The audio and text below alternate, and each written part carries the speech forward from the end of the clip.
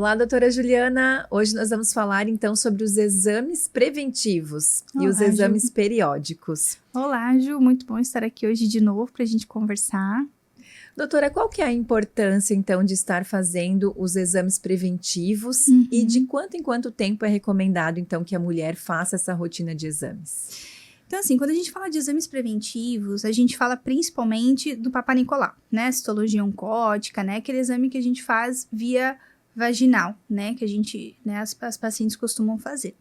Esse exame, ele tem por objetivo procurar risco, né, lesões de câncer ou pré-câncer, câncer de colo do útero.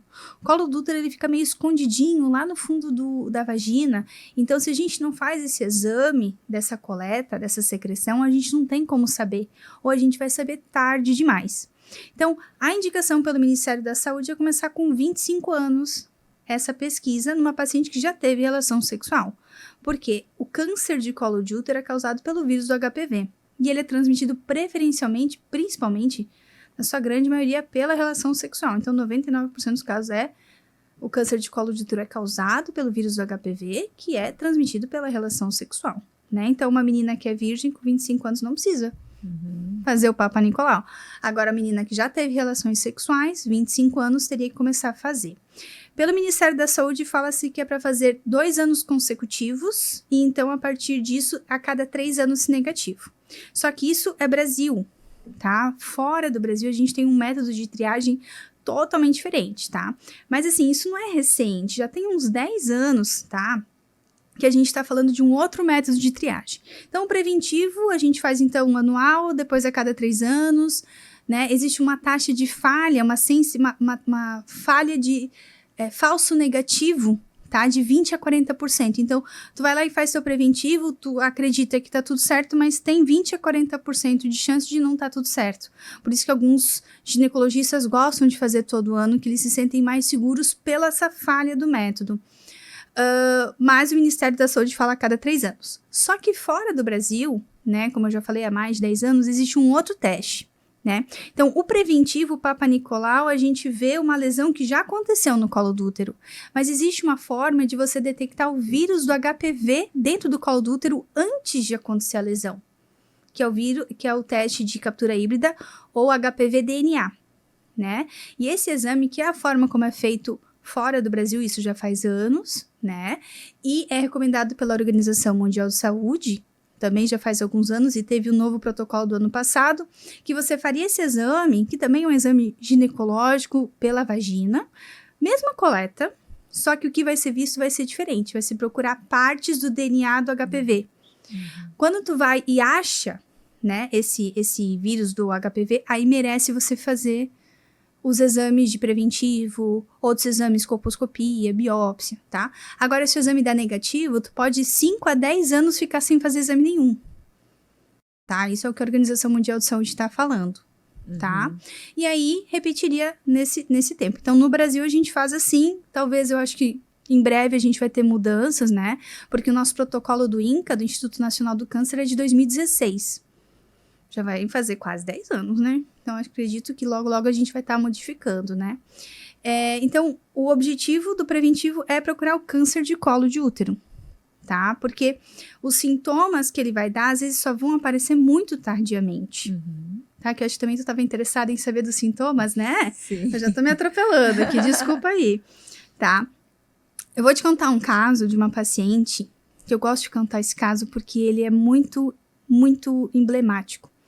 Uma paciente com 40 anos, 43 anos, jovem, né? Chegou por sangramento uterino anormal. Ela sangrava muito, ela tinha anemia, ela era pálida.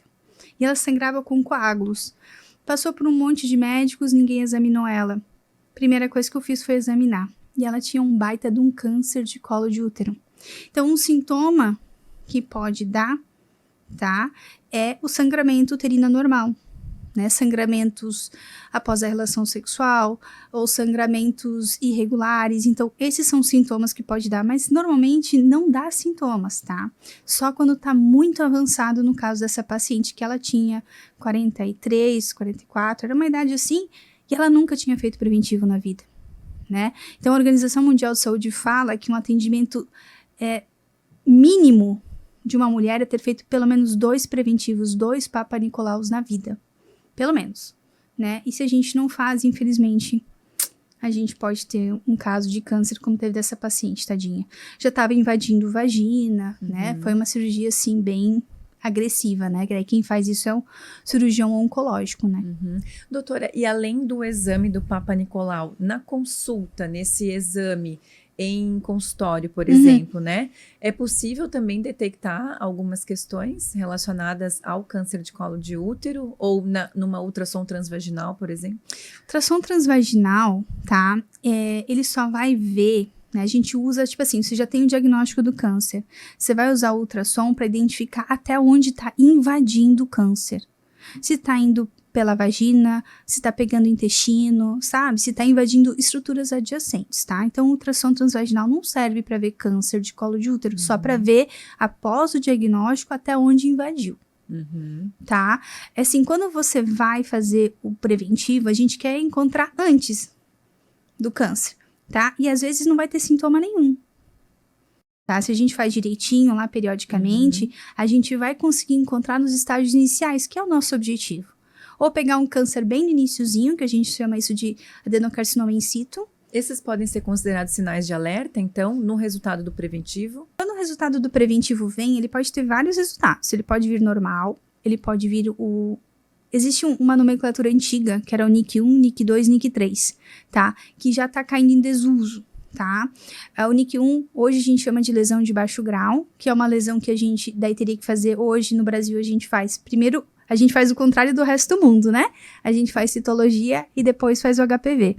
Se veio citologia com uma alteração, por exemplo, lesão de baixo grau, tá? A gente vai fazer HPV, colposcopia e outros exames, né? Então, os resultados que pode vir no preventivo. Normal, lesão de baixo grau, ASC-H, ASCUS, lesão de alto grau e o adenocarcinoma in situ, que é o câncer, né? Também tem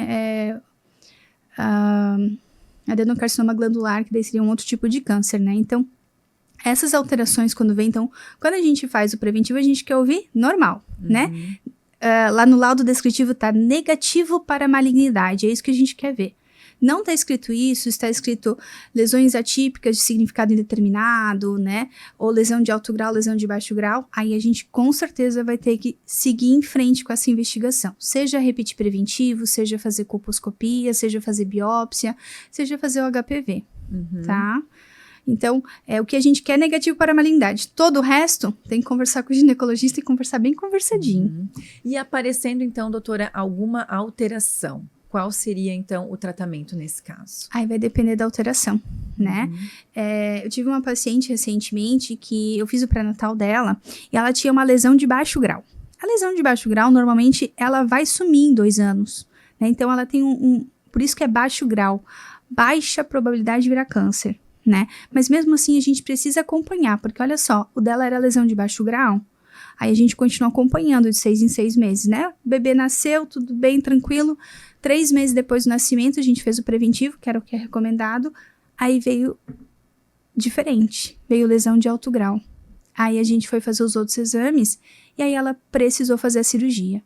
Então, assim, aqueles NIC 1, 2 e 3 lá que a gente tinha falado, que tá caindo em desuso, já caiu, mas o pessoal insiste em usar essa nomenclatura.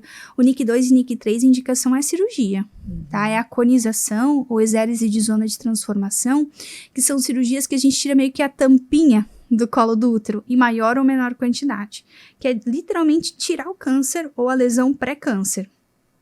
É isso. Não tem tratamento de medicação, ácido, nada é considerado tratamento efetivo para essas lesões, tá? E se for um NIC 1, na lesão de baixo grau, a gente segue só com os acompanhamentos, né? A colposcopia, que é um exame que às vezes o pessoal não entende muito bem, tá? Ele é um exame com um microscópio externo. A paciente está lá deitadinha na posição ginecológica, coloca-se o espéculo e fora dela, né? Tem o colposcópio, que é um troço gigante, né? Que a gente vai olhar, e ele tem lente microscópica ali para aumento, e a gente olha lá dentro do colo do útero e vê se tem alguma coisa que sugere que tem alguma lesão e que precisa fazer biópsia, tá? E em cima disso a gente vai fazer a biópsia. A gente não faz assim a olho nu, né?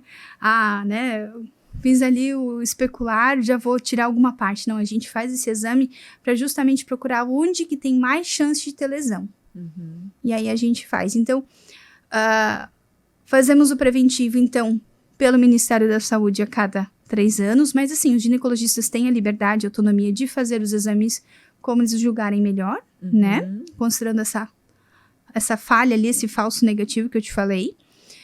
Eu sou uma médica que falo anual, ou o HPV, e aí fica um tempo sem fazer. Então, quando a paciente faz o HPV, a gente conversa, decide juntas que vamos fazer o HPV, seguimos o protocolo europeu, Aí fica um tempo sem coletar. Fica um tempo, elas adoram, né? Maravilha. Obrigada, doutora, pelos esclarecimentos. Obrigada. E até o nosso próximo encontro. Até a próxima.